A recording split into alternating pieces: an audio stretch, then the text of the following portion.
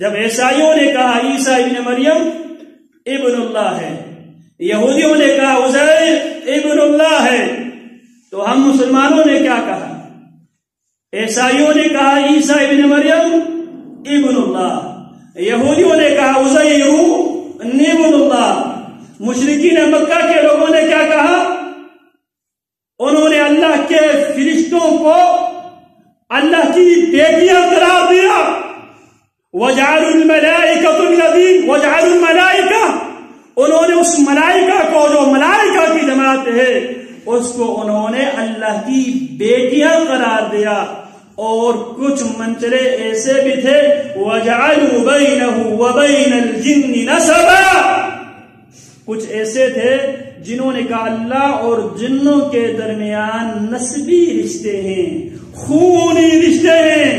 کچھ ایسے ظالم بھی پایا جاتے ہیں جو جنوں کو اللہ کی اولاد، اللہ کے رشتہ دار، اس کی پریوار مانتے ہیں، اور کچھ ایسے بھی ہیں جنہوں نے اللہ کے فرشتوں کو اللہ کی بیٹیاں قرار دیا ہے۔ اور ہم مسلمانوں نے کیا کیا؟ وَجَعَلُوا لَهُ مِنْ عِبَادِهِ جُزْءًا، ہم نے اللہ کے لیے اللہ کا ایک جز بنا دیا۔ اللہ نے اپنے آپ کو دیکھنا چاہا تو اللہ نے اپنے نور میں سے نبی اکرم صلی اللہ علیہ وسلم کو پیدا کیا۔ تو رسول اللہ کے بارے میں ہم کیا عقیدہ رکھتے ہیں؟ نور من نور اللہ۔ اسی لیے جو خود ساختہ قسم کے جو درود ہے اس میں کیا کہتے ہیں؟ الصلاۃ والسلام علیک یا نور اللہ۔ جبکہ مسلمان کو یہ عقیدہ پڑھایا گیا تھا، سمجھایا اور سکھایا گیا تھا، اور اللہ رب العالمین نے اتمام حجت کے لیے سب سے آسان ترین صورت جو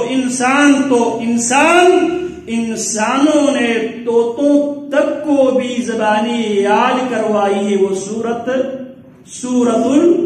الاخلاص،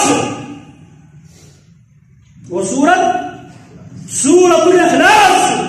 چھوٹے سے چھوٹے بچے سے آپ پوچھ لیں اور مداریوں کے پاس رکھے ہوئے آپ طوطوں سے بھی پوچھ لے، وہ بھی سورہ اخلاص کو زبانی پڑھ لیتے ہیں۔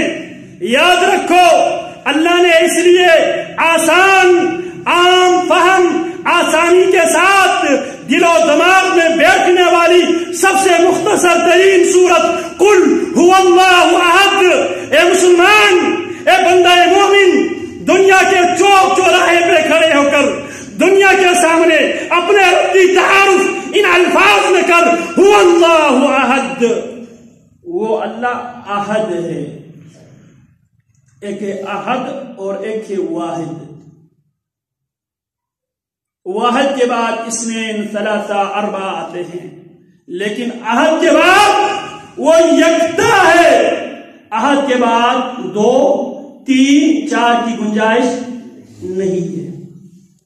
ہاں، اللہ نے اپنے لیے لفظ واحد بھی استعمال کیا ہے۔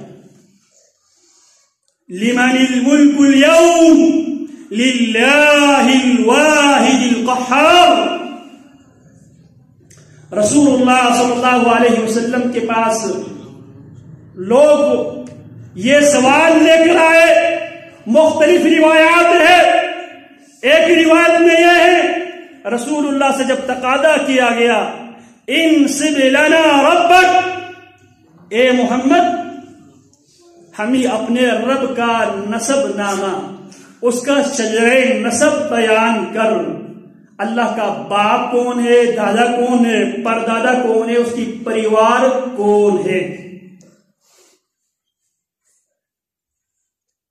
ایک سوال یہ کیا یا رسول اللہ سے صف لنا ربک، اپنے رب کی اوصاف بیان کر، تیرے رب کن اوصاف کی حامل ذات ہے۔ اور ایک سوال یہ کیا گیا اِلَى مَن تَدْعُونَ، آپ ہمیں کس کی طرف دعوت دیتے ہیں؟ اِلَى شَجَرٍ أَوْ حَجَرٍ أَوْ خَشَبٍ أَوْ ذَهَبٍ، کیا آپ ہمیں کسی پتھر کی طرف، کسی لکڑی کی طرف، کسی درخت کی طرف، سونے چاندی کی طرف، تانبے کی طرف دعوت دیتے ہیں؟ تو ان سب کے جواب میں اللہ نے اس عظیم سورت کو، جسے ثلث القرآن کہا جاتا ہے، قرآن مجید بنیادی طور پر 3 اہم موضوعات کو ڈسکس کرتا ہے: توحید، رسالت، یوم آخرت۔ یہ 3 قرآن مجید کے مین سبجیکٹ ہیں: توحید، رسالت، یوم آخرت۔ تو اسی لیے سورۃ الاخلاص کو سورۃ الاخلاص کہا جاتا ہے۔ اس پوری سورت میں پوری وضاحت کے ساتھ اللہ کی توحید کو یہ سورت ڈسکس کرتی ہے۔ اسی لیے قرآن مجید کی آپ کوئی بھی سورت اٹھا لے، اس سورت کا نام اسی سورت میں موجود ایک لفظ سے لیا گیا ہے۔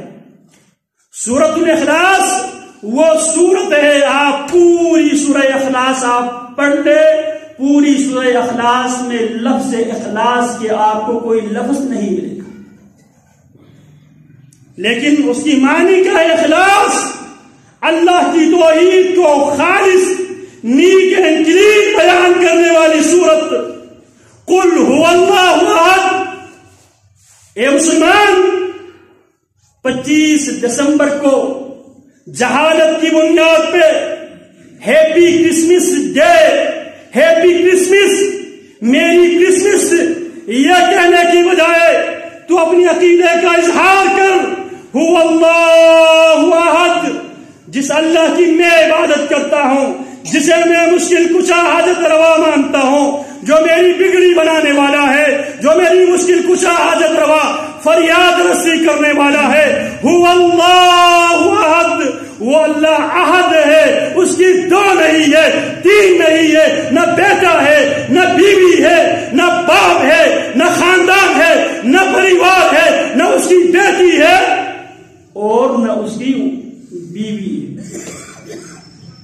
هو اللہ احد، وہ اللہ احد ہے، ذات کے اعتبار سے بھی احد ہے۔ بیٹا باپ کا جز ہوتا ہے، بیٹا باپ کا جز ہوتا ہے، بیٹا باپ کی مجبوری ہوتا ہے، بیٹا باپ کی کمزوری ہوتا ہے، جبکہ هو اللہ احد، وہ اللہ ذات کے اعتبار سے بھی احد ہے، صفات کے اعتبار سے بھی احد ہے، افعال کے اعتبار سے بھی احد ہے۔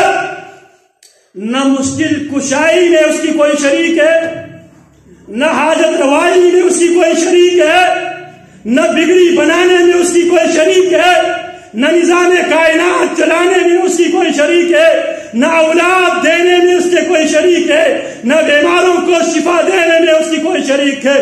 هو اللہ احد، یہ سب کچھ کرنے والا ایک ہے، ایک ہے، ایک ہے۔ یاد رکھو، اس نعرے کو سمجھنا، اس عقیدے کو سمجھنا، اس کو اپنانا آسان کام نہیں ہے۔ یہی وہ لفظ عہد تھا جس کے پاداش میں سیدنا بلال رضی اللہ تعالی عنہ کو مکہ مکرمہ کے گلیوں میں گھسیٹا جاتا ہے، دھوپ میں ان کو لٹا دیا جاتا ہے، باری پر پتھر ان کے سینے پہ رکھ دیا جاتا ہے، زدکوب کیا جاتا ہے، عہد سے انکار کی دعوت دی جاتی ہے۔ جناب بلال کی زبان پہ عہد عہد عہد عہد۔ جب مکہ کی گلیوں میں قسم پرسی کے ایام میں، کٹھن حالات میں، جب بلال نے لفظ عہد کے ساتھ اپنے اٹیچمنٹ کو یقینی بنا دیا، اسے دنیا کی کوئی طاقت نہیں توڑ سکی۔ اور جب خوشی کا دن آیا، فتح مکہ کا دن آیا، میرے نبی نے نہ ابو بکر کو، نہ عمر کو، نہ عثمان کو، نہ علی کو، میرے نبی نے بلال سے کہا، یا بلال علی نا یا بلال